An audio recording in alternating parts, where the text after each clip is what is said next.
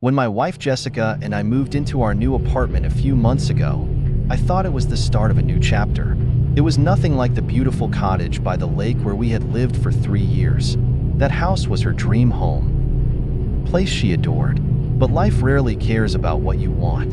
My unexpected promotion at the law firm came with strings attached, a transfer to New England. It was too good of an opportunity to pass up, so Jess and I reluctantly agreed to uproot our lives. Moving wasn't easy.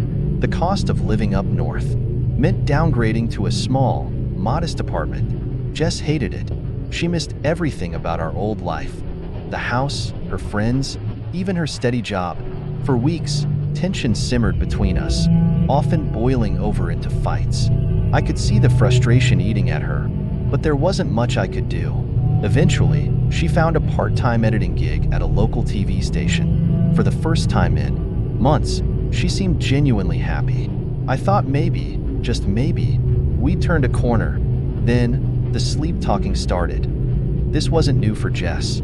She'd always been a restless sleeper during times of stress.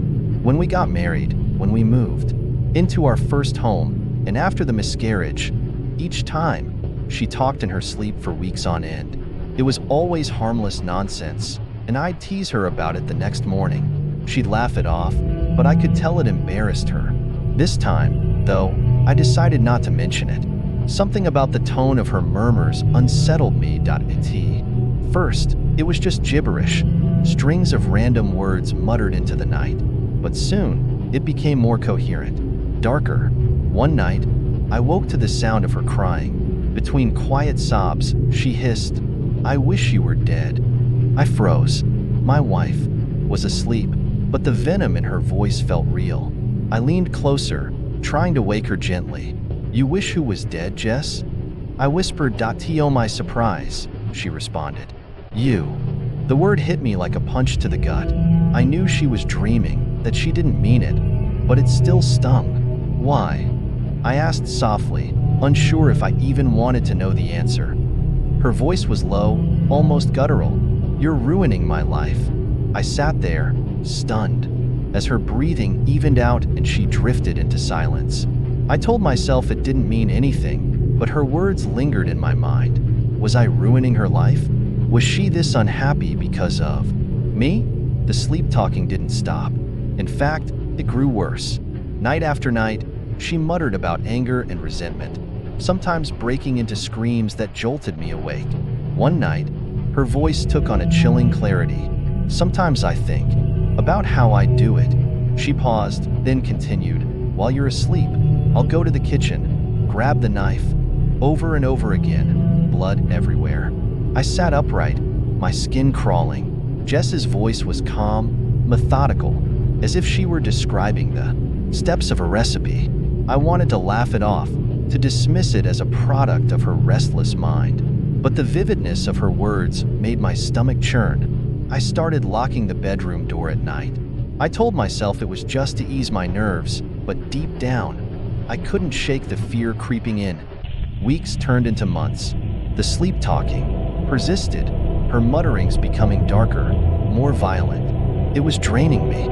I tried to be patient, convincing myself that it was just stress. But then came the night she said something I'll never forget. "I lost my baby because of you." My heart shattered. Jess never liked to talk about the miscarriage. I knew it had devastated her, but she rarely showed it. Now, hearing those words, her pain was undeniable. "Jess," I whispered, tears forming in my eyes. "What do you mean?" Her reply was fragmented, but the message was clear. "You made me want kids, you put life in me, and then it was gone. Now I'm alone." The guilt hit me like a wave.